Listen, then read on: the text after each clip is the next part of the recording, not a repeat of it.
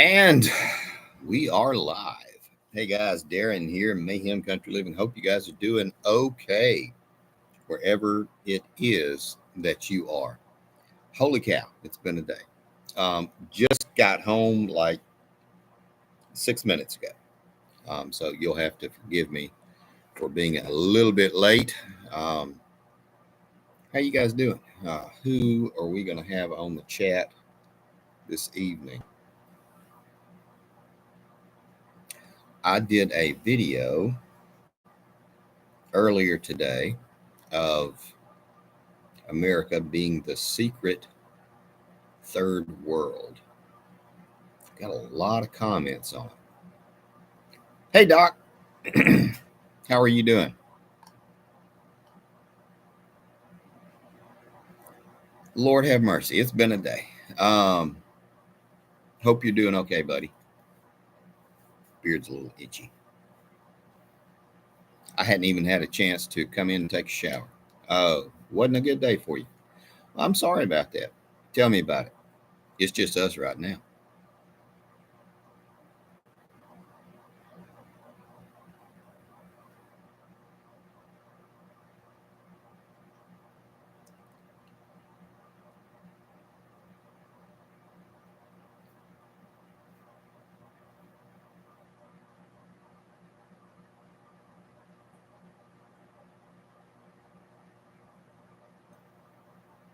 Felt wobbly.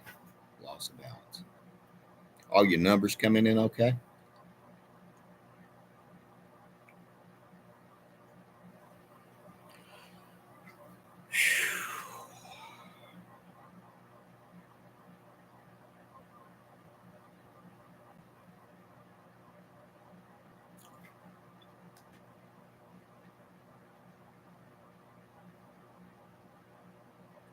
I wonder if it's medication related.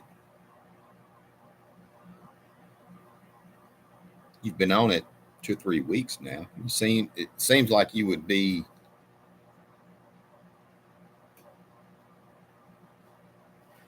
acclimated at this point. Ah, like I said, I'm sorry. I just got out of the car. See the heart guy next Tuesday. If it gets worse, you go to the ER. I understand. I understand. Thank you earlier for the comment about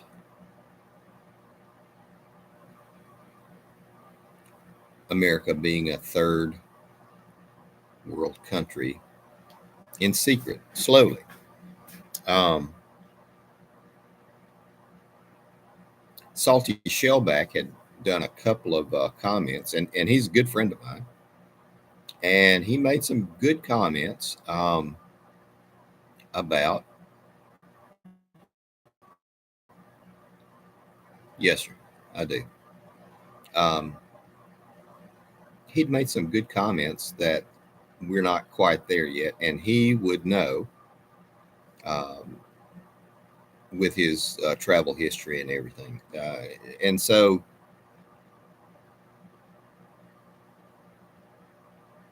I was thinking more along the lines of the way things are going in some of the sanctuary states. But,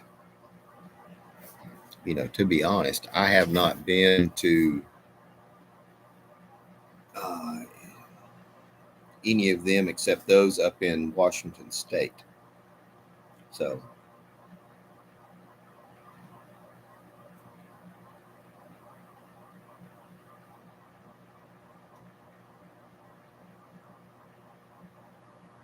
yes, sir.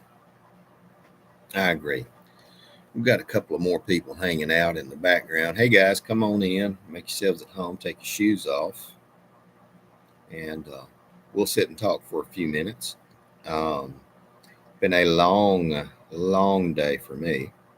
Today was a 12-hour day, counting travel time. Uh, Absolutely. That's a great way to put it. Don't be scared. Be prepared for all the stuff. I am deleting this ad thing. There we go. Well, I hope you get everything situated and squared away. And definitely, if you're not, holler at the guy. Go see the doctor and let him know what's going on with you.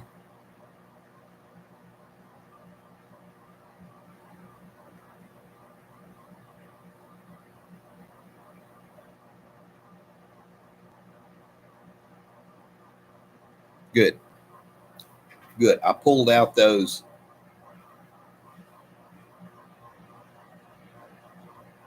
watermelon tomato seeds, the little bitty ones that I've raved about, and so I'll get you some in the mail, and I think you will like them. They are prolific and they taste really good. They're good in salads and stuff like that. But I'm really sorry you're feeling poorly.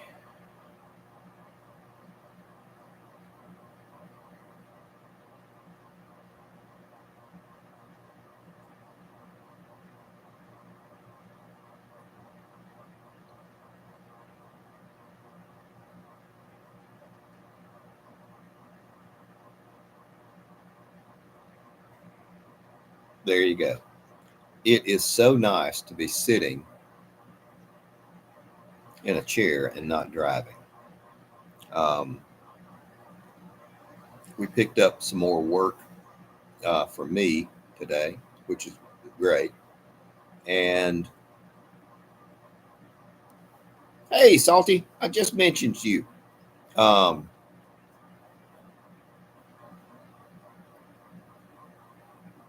I hope you're doing all right, buddy. And yeah, I just mentioned the comment that you'd said, and you are correct. I have not been to a lot of these cities, but some of them I was. Uh, well, Washington State, I have shirts on the way. Yes, um, Salty has sent me a couple of T-shirts, so I'm excited about that.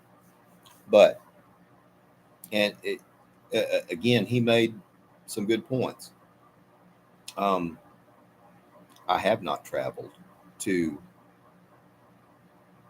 a third world country, and I have not experienced, that level. So he would be the better person to fall back to on that. My thought, again, it was related to all the stuff that was going on over in California, Oregon, Washington State, stuff like that. So, but Salty does have a lot more experience in that than I do. So I will say that. And I can't wait for the shirts. And take a look at Salty's channel. Um, he does some unusual, different stuff. It is tasting, snack tasting, I guess. Mombasa, Kenya, and it was definitely a third world country. Yes, sir. Oh, okay. Well, I got you on here. Do you think that the changes that they're making, as far as like San Francisco and Portland and all that stuff, do you think there's a way? Mogadishu, whew, that's tough. Yeah.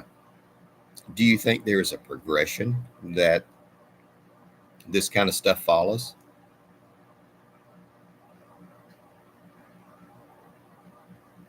I wish I had my SteamYard set up. I would pull you in on it because you, like I said, you have a lot more experience than I do. But I still haven't gotten it figured out. I hadn't dedicated the time to it. It's just been crazy busy um, for my work in the real world. Um,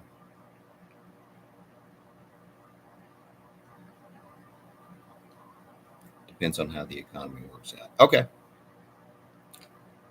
Good point. So I, you know, when people say they overspoke or something like that, I was probably wrong in what I had said, and Salty caught me on that and corrected me on that. So I appreciate it. But I am concerned with everything else that is going on. And what can we do about it? Nothing. Nothing at all, other than continue to do the good things that we're doing. Keep prepping, keep setting aside things, keep planning, keep making good contacts with all the people. If you can generate a little bit of side money, that's the bee's knees right there to help with all the stuff. Um, I don't have all the answers to that, but you know, I think we should all continue to keep doing the good things. I'm so far behind on everything. I was talking to the hooch earlier today, and I said I want to dig in 2 rows of potatoes. And she said, "Well, when are we going to have the time to do that?" And I was like, I don't know. Yes, sir. And it. Well, I'm not going to say may. It is, I'm sure, all the stuff that they're promoting and pushing um, right now in the media. Um, and that had prompted me to. Uh,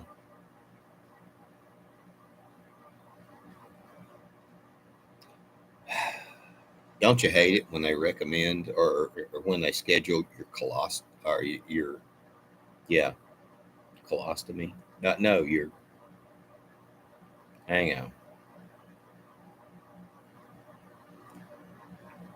Yeah, yeah. When they want to stick the flashlight up your butt. Don't you hate it when they call you and remind you about it? It's like, come on, guys. I just don't want it. Colonoscopy. Thank you, doc. Um, it's like, dang it. My doctor keeps saying it.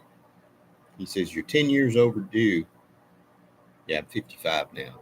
You're 10 years overdue. You should have it done. I'm like, yeah, come on now. But it's been a really, really long day. And I did promise you a story as to what happened when I was up in Tennessee, Doc. I think I mentioned that. I had, and it's interesting how in my field, I'm an analyst, a predictive analyst. And so I go to companies and let them know when their equipment is approaching a failure point and recommend uh, what we can do to get it to a manageable point or get it to an outage. An outage is when the whole plant would go down.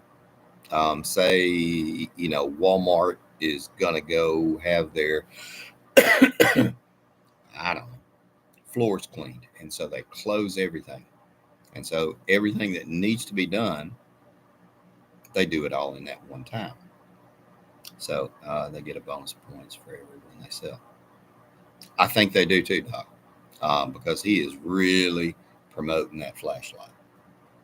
Um, and so I had gone to Tennessee and I had set up appointments with my contact people. I have to have permission to go inside, and that covers my workers' compensation, my insurance. And so I couldn't get in touch with the first 2 contact people I have. I finally got in touch with my third contact, and went in and did the work, and it was. It's not terribly, and Salty actually probably has a lot more experience. He can relate a lot more to this than a lot of other people. But I go to the terrible worst places in a plant, and I check the equipment, and I'll let them know within a certain period of time when something needs to be done. So I was up there checking it, and then I happened to look over to my left, and there was a guy doing the same thing. And then a little bit later, I looked over to my right, And there was a guy doing the same thing. And I was like, this is odd, because, you know, this is not a big field that I do. And so I called. I used to do field inspections on power generation gas turbines. Yeah, I found a crack in one of the compressor blades. Woohoo! Yeah, to pull the cover off the turbines. Yeah, and they look at you. You know, if you're talking about going down, they look at you and they scrutinize everything you do, and I can understand. And so I have, yeah, Salty. I have actually shut down um, the Birmingham U.S. Steel plant because of you know, a oversight on a big safety oversight. And these guys were union. They did not like me at all, and because of that, and I can understand. Um, but once you get to know them and they get to know you, then they can relate to, you know, I'm just here to do this and check this, and you know, I'll let you guys know unofficially beforehand, and then officially I'll let management know and do all this and all that. And so I looked over to my left and to my right, and there were other guys doing the same thing I was. And it was odd because you're in a place that is 120, 130 degrees, and you don't want to be there very long, and you got shadow on each side of you doing the same thing, and it's like, that's odd. And so I contacted finally the plant manager, and she finally emailed me back. I said, I just noticed there's two guys on either side of me doing the same thing I'm doing. What is there anything I need to know? Have you fired me? I'm pretty blunt. And she said, and this was all in emails. She said, well, we don't have a contract. And I said, yes, ma'am. You are absolutely correct. We do not have a contract. But I was just wanting to know so I could let my boss know. And and she again emailed me back and reiterated that. And I don't even know why you're on site. Who gave you authorization? Hang on. One job site was union shop. Yeah, I had to wait an hour for a union guy to plug in my extension cord because I was not allowed. Absolutely, yes, yes, sir. I made the mistake when I was a young person doing this. I asked the union guy if I could borrow his wrench, and he went unglued and cussed me up and down and said I was trying to steal his job and he was going to file a grievance. And he did.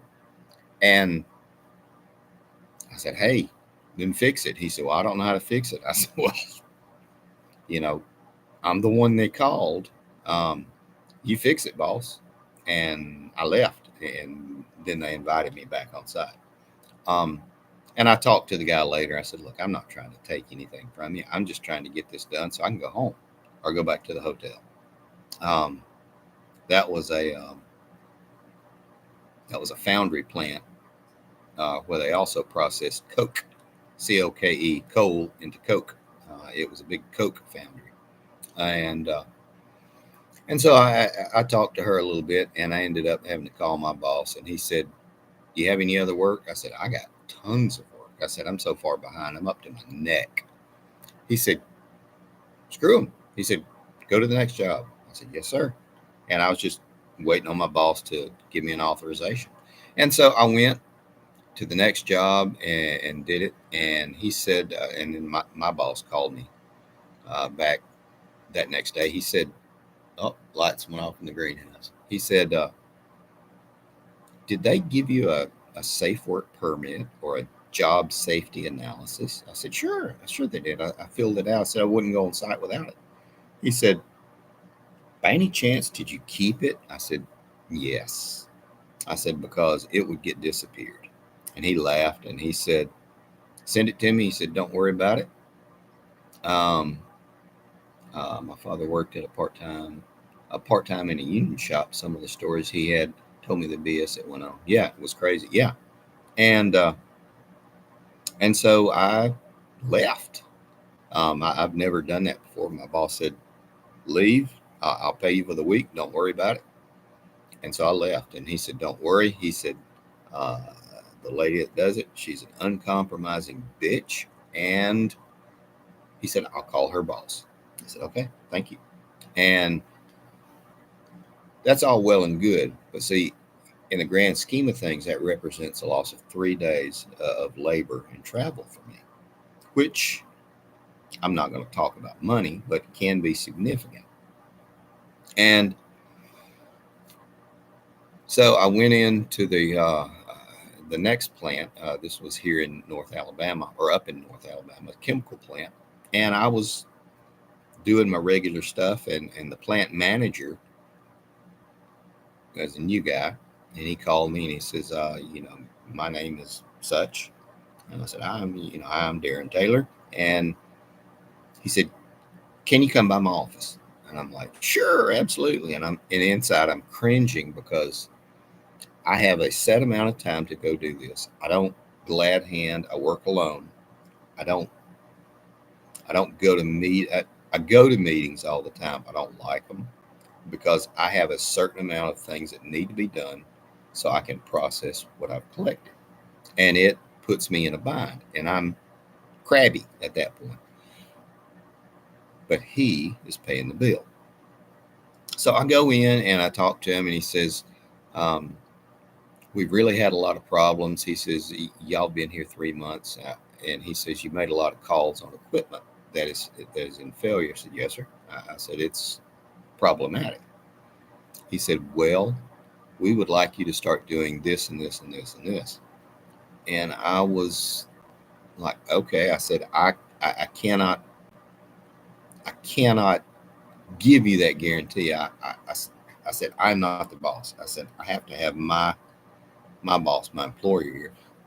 And so we arranged like a Zoom conference, and we talked for 2 hours today, which again represents a loss of time for me to do.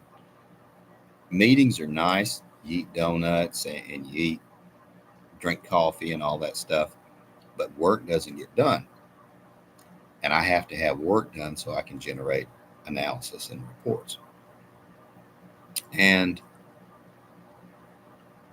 he said, well, we want you to start doing this and this and this and this and this and this. And I said, I can do that. He said, we really want to start doing infrared analysis, infrared thermography. I said, well, I'm actually licensed to do that. He said, that's fantastic. He said, start doing it. I'm like, there's more to it than that. I said, we have to generate a route, and they call them assets. We have to generate assets, asset numbers, and we have to go do it. He said, anything that comes online, I want you to start checking it for me. And I'm like, sure. And I said, I can do all this. He said, well, how many days are you here a month? I said, I'm here about 5. He said, can you come more often? I'm like, sure. Because oddly enough, we talk about divine intervention. Oddly enough, it actually offset and increased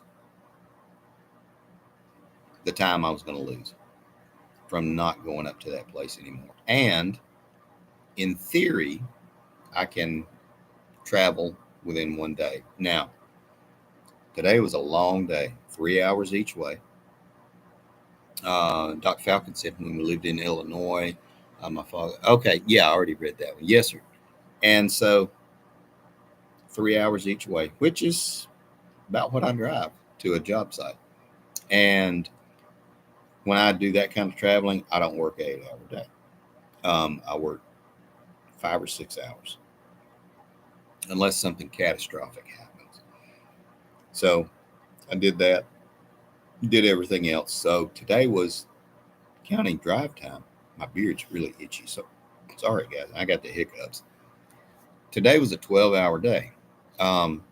Tomorrow, getting them set up, and they said, we would like you to put everything in an Excel spreadsheet for us. And I'm like, sure, okay, absolutely, because they're going to pay. They're willing to pay. And in a nutshell, now this was a long, bad day. Most days, everything goes great, and you just grind it out and you do the work. You're in hot, nasty, bad, dangerous places. I've told you guys sometimes I'm 11 stories up in the air. Sometimes I'm 1,400 feet underground in a coal mine. Sometimes I'm checking, a motor and a pump that someone thought it was great to put up on top of a silo, and sometimes I'm not. But again, I work, half the month, and then I write reports half the month. So there's always a trade-off. And I know, yeah, I'm seeing the people that are on here drop off. But that's in a nutshell what I do. And Doc, you were talking about your dad. I was at a job site, and I was doing an alignment on a motor and a fan, and I did the alignment, just lining the shafts up to where they're correct, horizontal, vertical, axial, and took into account for thermal growth because these were hot. These were hot pieces of equipment, and I had a mechanic and I had an electrician because this was a union site, and I couldn't touch anything.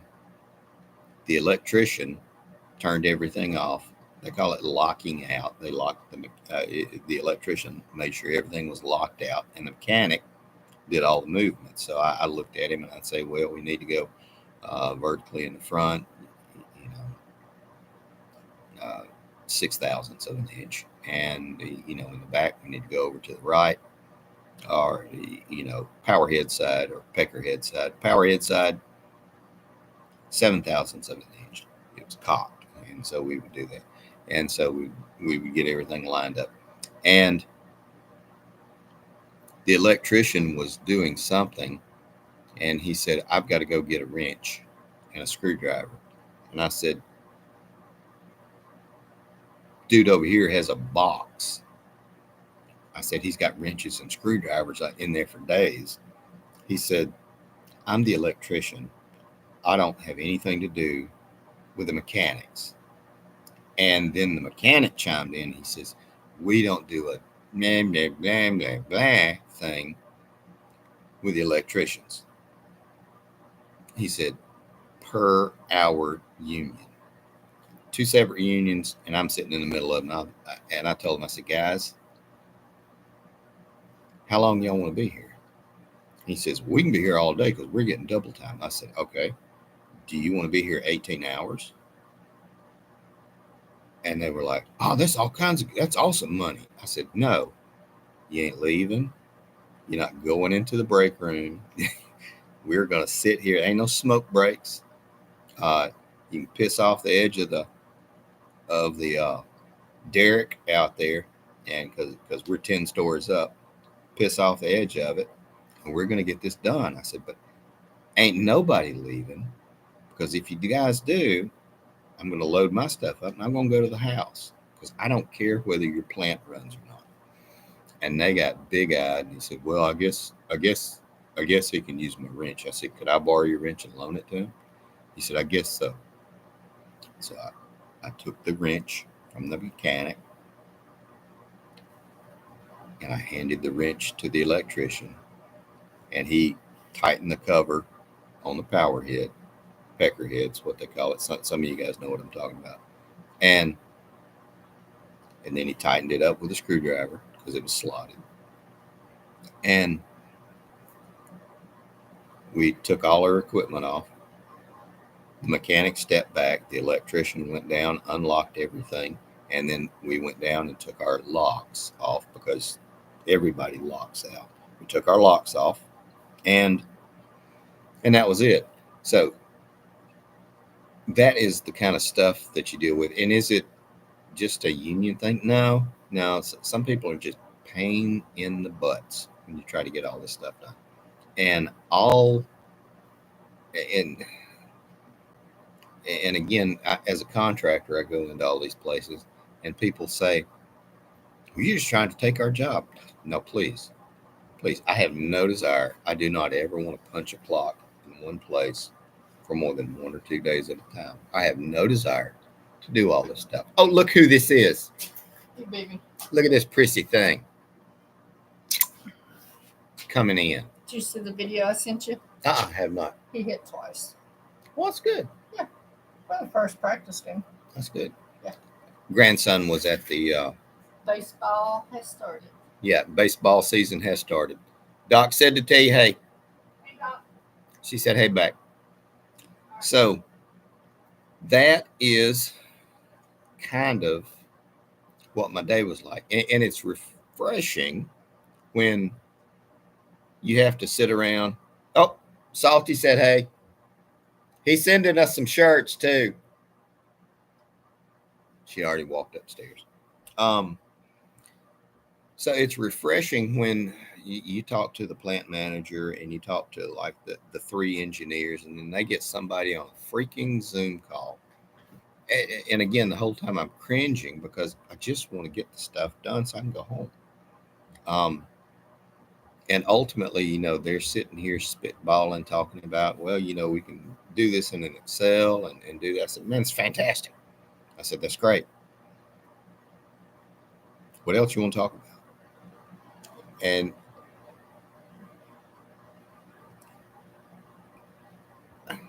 that would be bragging. I do well enough in my craft, in my field, that people understand and respect what I say, and they know I don't want to go downstairs and have lunch with everybody. And I've told them, I said, I'm here to do the job. I want to get the job done. I want to make you guys happy. I want to leave once everything is done. I said, you have a problem, you call me back. I said, but I don't want to hang out. I don't want to go to Longhorn Steaks with you guys and do everything. I said, I just want to do it, and I want to get in my car and go home. And they were like, okay, we don't. I said, I'll buy y'all dinner, but I'm not going to be there if that's what y'all are looking for. Maybe you're a union guy, but for the most part, they just cost money and time. Yeah, no, I don't. And I got nothing against them. I've worked with union and non-union guys. I'm not a union, not opposed to it, I guess, but I just want to do my job and I want to go home and get everything done. And I want everybody to leave with the same fingers and toes that they arrived in. And that's what I tell them. I said, love me, hate me. We're all going to go home. We're all going to be safe. And they just kind of look at me like, you're a crazy person. That's what I do. It has worked well for me above ground, like I said. Coal silos, those are fun. Some reason somebody puts a motor and a pump at the top of a 15-story cell tower. I don't know why. Pumping what? I don't know. Can you check it? Sure, I can check it, but it's going to be a day of climbing and work. And then we've gone underground and done all kinds of stuff. It's underground. I kind of like it. I don't hate it. Salty says he worked at a place that liked to hang out after work and would give me a snide look when I would go home after a 10-hour day. Absolutely, Salty. I'd love it. I'd love to hear about it. Yes, I have no desire to hang out, and don't get me wrong. Some of the companies, they promote what is it, turkey shoots and bass fishing tournaments and do all this stuff and all that, and employee appreciation, and they cook and barbecue, and I don't care. I just want to do my job because, you know, a job of this significance is going to be 10 days a month now, which is great. And I'm grateful and I'm thankful that I have it because it made up for the other stuff. Oh, and my boss told me, he said, don't worry about it. He said, worst comes to worst, I'll sue him. He said, you got all the paperwork, don't you? I said, yep. He said, screw it.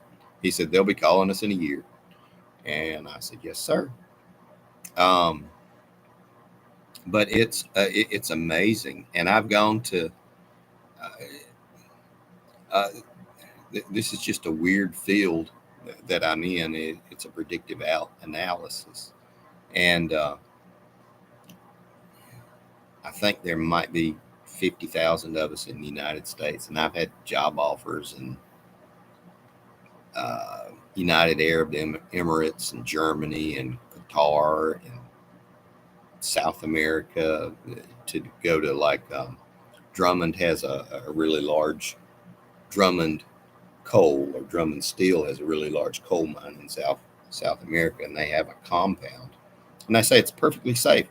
Perfectly safe. Come on down, do all the work, 5 days a month, perfectly safe. Don't ever leave the compound. I was like, I don't know. They like hanging out at work because they don't want to go home to their families. I like being home. Yeah, absolutely. I want to.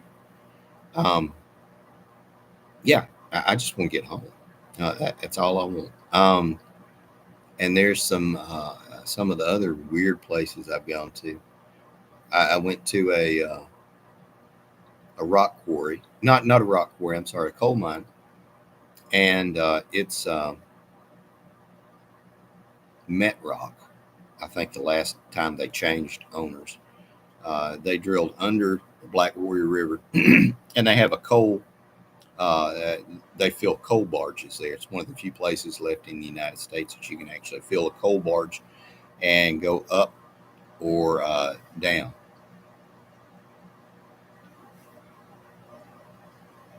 Yeah, absolutely, Doc. And so you would go down, and again, this is one of the deeper ones I've gone in. You go down about 1,400 feet, and then they would have 1, 2, 3, 4. If you were special or important, quasi important, I wasn't important. I was special. They would put you in a Humvee, a diesel Humvee.